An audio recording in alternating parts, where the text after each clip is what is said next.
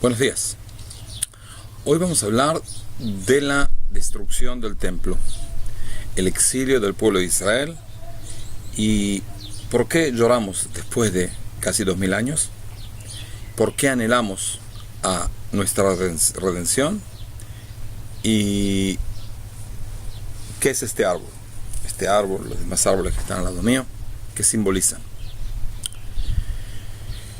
Cuando el pueblo de Israel, Dios lo nombró como pueblo que tiene una misión de iluminar a la humanidad y llevar a la humanidad, es decir, él está como, tiene no la autorización, sino la obligación como misión de traer la presencia de Dios a este mundo, especialmente a los seres humanos.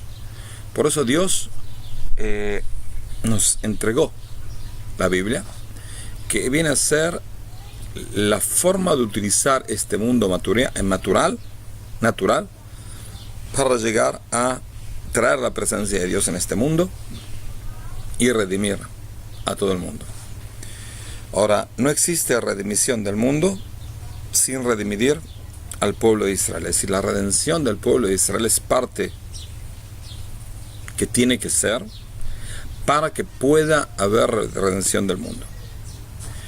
Ahora, los pueblos, por lo general, tienen como subidas y bajadas, en el cual hay una teoría sociopolítica que dice de que los pueblos suben, tienen qué es lo que dan a la humanidad, y después bajan y ya está, terminan su ciclo de vida como pueblo. Eso es en pueblos comunes. El pueblo de Israel es el único pueblo en la historia en el cual sube, da una entrega de algo al mundo, desaparece, es decir, que si desaparece, sufre, tiene una recaída total y después vuelve a surgir. Y después da algo más al mundo y después otra vez cae, después da otra vez, después sube otra vez y demás y demás. Y si eres esos tipos de vida en el cual se sube y se baja, es únicamente conocida en el pueblo de Israel. En todos los pueblos hay bajones pequeños y alturas, cimas. Pero el pueblo de Israel tiene alturas enormes, pero también caídas, son precipicios. Uno de los precipicios que nosotros pasamos 2 veces es la destrucción del primer templo y el exilio que vino después. Empezó poco antes y después se hizo de mayor manera. Y después el exilio del segundo templo. También el primer templo y también el segundo templo, la destrucción de ellos fue el día 9 del mes de Av. Av es uno de los meses del calendario judío. También en el primer templo y el segundo templo cayó el mismo día. El primer templo está escrito en el Tanaj, en la Biblia. El segundo está escrito en todos los libros de historia, incluidos libros de gente que estaba ahí, como por ejemplo Josephus Flavius, que era judío, pero era historiador oficial del Imperio Romano, y él lo nombró, y aparte nuestros sabios que vivían en esa época dijeron de que era el 9 de Av, el mismo 9 de Av, viene a ser un día maldito, en el cual Dios provocó la destrucción del templo 2 veces. Ahora, gracias a Dios, de que Dios lo hizo eso. Es decir, la destrucción del templo y el exilio del pueblo de Israel fue lo que nos salvó. Parece algo totalmente horrible lo que estoy diciendo, pero sí, es lo que nos salvó del exterminio total. Ustedes saben de que hay artefactos, por ejemplo, que producen energía. Por ejemplo, energía solar, paneles de energía solar. Calientan agua y eso provoca que haya agua caliente, y hay paneles también que producen energía, electricidad. Ahora, cada uno de estos artefactos tiene una especie de válvula que cuando llega al máximo es como que saca con mucha fuerza algo, lo que tiene de más. ¿Para qué? Para que el aparato no se explote. Por ejemplo, el aire acondicionado de una casa o de un auto, específicamente de un auto. Vamos a decir de que no entra agua que enfría el radiador del aire acondicionado del auto. ¿Por qué me acuerdo? Porque justo me pasó la semana pasada. Hay una especie de válvula que, ¿qué es lo que hace? No puede dejar de funcionar el aire acondicionado, porque el que determina que se funciona o no es el conductor del auto cuando lo prende. Pero sí que es lo que puede hacer: dejar escapar al gas. Al dejar escapar al gas, la maquinaria sigue funcionando, pero al no tener gas no enfría.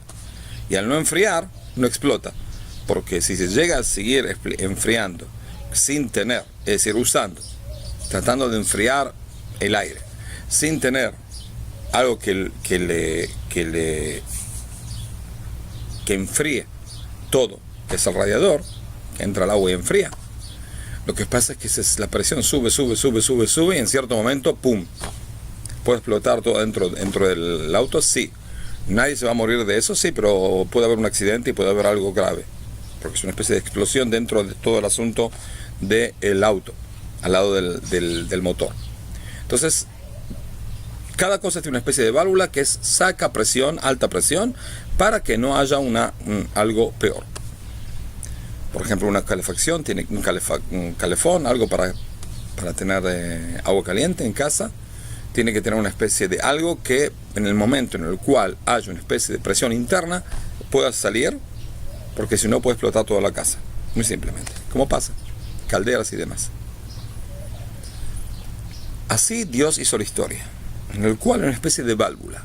Si el pueblo de Israel hace una suficiente cantidad y calidad de estupideces y pecados, muy estúpidos, muy irrazonables, sin escuchar a nuestros profetas, sin escuchar a nuestros sabios, peleándose unos con nosotros como niños en un jardín de infantes, entonces no hay otra opción. Hay dos opciones. Una es decir, que Dios diga: ¿sabes qué? Terminamos con esta tribu de estúpidos, vamos a buscar alguna otra tribu distinta. ¿Ok? Puede ser. Así dijeron los alumnos de Jesús, que Dios cambió al pueblo de Israel. Nuestros sabios dicen: no, la elección del pueblo de Israel no está condicionada porque somos buenos o malos, sino porque así Dios eligió. Seguro de que tenemos que tener mérito de esa elección. Ahora, si llega un momento en el cual el pueblo de Israel hace, como dijimos, no cumple con su misión, y no nada más no cumple con su misión, sino se comporta de una manera tan rebajada y tan estúpida y tan pecadora, el día 9 de Av, toda esta época de la destrucción del templo, o la misma destrucción del templo, el exilio y demás, son como una especie de válvulas, en el cual Dios saca un poco de presión para no tener que exterminar al pueblo de Israel. Se semi-extermina, un tercio, medio, lo que sea. Se sufre, centenas de miles de muertos. En el segundo templo, según historiadores romanos, en la rebelión de año 66 hasta el año 70, murieron más o menos 600.000 a 700.000 judíos, que son muchísimos, depende de los judíos que viven en el mundo, ¿ok? En la rebelión, que fue después de 62 años, en el año 132 hasta 135, la rebelión de Bar Kokhba, que también la última ciudad que dominaba Bar Kokhba era Beitar, y también cayó en el día 9 de Av, el mismo día. Es un día predestinado para castigar al pueblo de Israel. Murieron, según historiadores romanos, 500.000 de personas. Y aparte el exilio. Si los que no murieron, la mayoría fueron exiliados. Judea quedó totalmente vacía de judíos. Casi todo Judea. Y demás. Ahora, en toda esa catástrofe total, nacional, política, económica, moral, física y demás, hay que entender de que Dios lo hizo como una especie de válvula para sacar presión. Hay dos opciones: o destruir y exterminar al pueblo de Israel, o hacerlo sufrir. Y no es que Dios tiene una cuenta y hay que pagar la cuenta con Dios. Dios puede perdonar la cuenta. Pero Dios no quiere perdonar la cuenta. Pero perdonar la cuenta es una especie de no me lo merezco, no me merezco esa conducta divina, y eso es lo que quiero, no. Yo quiero tener mérito de mi redención. Por eso necesito estar bien y ser mejor. Y si no soy bueno, y si no estoy mejor, debo sufrir. Y una persona que come demasiado, vomite y le duele el estómago. ¿Ok? Y una persona que escucha música en parlantes muy alto volumen, no escucha nada, pierde la audición y demás. Y una persona que fuma demasiado, se muere de cáncer y demás plagas. ¿Ok? Entonces, si el pueblo de Israel peca, no me merezco que me perdonen sin nada. No, necesito pagar. Y ese pago es la destrucción. La destrucción es una opción de no exterminar, pero sí castigar. Y a largo plazo poder tener una opción de volver. Y eso es lo que pasó. 2 veces Dios lo hizo.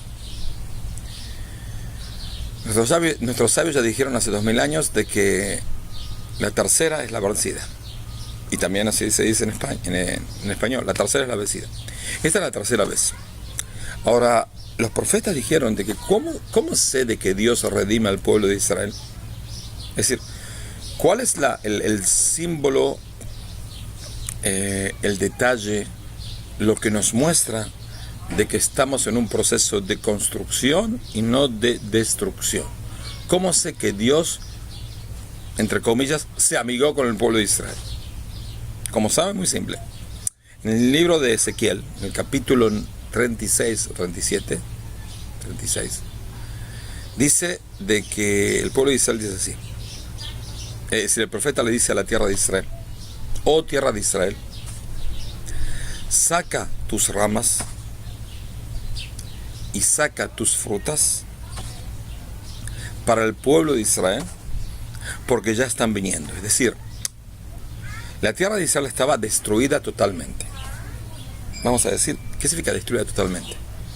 En toda la época, hasta el fin de la época bizántica, había ciertas zonas en las cuales había agricultura y demás, especialmente en el norte de Israel, en el Galil, en Galilea. Pero la mayoría fue decadente. En el año 603, 30 y pico, la tierra de Israel fue conquistada por los árabes. Los árabes no son un pueblo agrícola, tienen muchas cosas de bien, muchas cosas de mal, pero no tienen nada que ver con la agricultura. Casi nunca los árabes se ocuparon de agricultura, y si se ocuparon por otros pueblos, no por ellos. Es un pueblo desértico y trajo el desierto. Es decir, aunque sea cosas que los romanos construyeron en la época bizántica para desarrollar la tierra de Israel, para que haya agua, para poder plantar y demás, y todo lo que había que hacer era limpiar la canaleta para que pase el agua de lluvia, ni eso hicieron. Y la tierra de Israel, que siempre está nombrada como tierra de vid y demás, la vida uva es un árbol que necesita mucha preparación, mucha ocupación. Si no me ocupo, no salen uvas, ni de mucha calidad, ni en general. Entonces, los árabes, como aparte no toman vino, por la ley musulmana, entonces dejaron de plantar, arrancaron todas las vides que había en el Galil, en Judea y demás, y plantaron este árbol. ¿Qué es este árbol? Aceitunas. Sí, aceitunas es un árbol, ¿ok? Que no necesita mucho trabajo. Después de plantarlo y al primer año regarlo un poco, ya crece solo. Tiene una vida de 600, 700, 800, 1000 años. Hay un árbol en el Galil que tiene 1300 años, 1400 años, y sigue dando frutos. Es decir, el aceite, la aceituna da nada más, también aceituna para comer, aceite que es muy usable. Es un árbol muy fuerte, siempre está verde, casi no tiene plagas. Es un árbol para vagos, es decir, para gente que no quiere trabajar, es el mejor árbol. Pero acá estoy alrededor de muchísimos árboles de flores, de frutas acá cerca. Mandarina, durazno, higos y demás. Todo al lado mío. Ahora, dice el profeta, cuando ves la tierra de Israel que empieza a dar frutas, muchas frutas, y de buena calidad, quiere decir que el pueblo de Israel está por venir. Eso es lo que pasó. En el año 1930 y algo estaba lo que se llama el Comité de Peel. Es un comité de lo que antes era la Liga de las Naciones, para determinar cuántos judíos podían vivir en la tierra de Israel para solucionar el problema judío. Recorrieron la tierra de Israel y demás, llegaron a la conclusión de que máximo, para que no se mueran de hambre, pueden llegar a vivir en la tierra de Israel, para que no se mueran de hambre, máximo 500.000 de judíos. Quiere decir de que no hay solución final del pueblo judío. ¿Por qué? Porque ¿qué hacemos con todos los millones? Acá, si los traemos acá, se van a morir de hambre porque la tierra de Israel no está capacitada para dar cantidad de alimentos a esta gente. Ahora, ¿cuánta gente vive en la tierra de Israel hoy en día? 8 millones de judíos, no, más. En la tierra de Israel, entre árabes y demás, más de 10 millones. Toda la producción agrícola es toda made in Israel, es todo de acá, no se importa nada. Frutas y verduras, que lo que nosotros comemos, los israelitas, lo que nosotros comemos en los mercados, son lo que no se exporta, es decir, los de mejor calidad ni llegan al mercado, se los llevan directamente a exportación. ¿Y eso qué significa? ¿Que los judíos son muy inteligentes? No. ¿Que los judíos son muy trabajadores? No, tampoco. Puede ser, pero no es por eso. Es que Dios bendijo a la tierra de Israel cuando el pueblo de Israel va a retornar. Por eso cuando llego a un lugar, veo muchos árboles de frutas.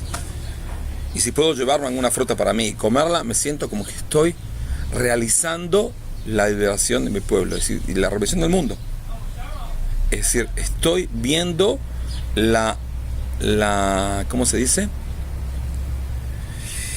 Estoy viendo la realización de las profecías de nuestros profetas, que es ver árboles con frutas, que es la señal más probable y más verdadera de la redención del pueblo de Israel. Por eso nosotros, por un lado, lloramos en el día de 9 de Av, recordamos lo que pasó, pero por otro lado, agradecemos a Dios de que por tener ese día tan difícil, nos salvamos del exterminio, porque no nos merecíamos más sino exterminio, y Dios nos salvó.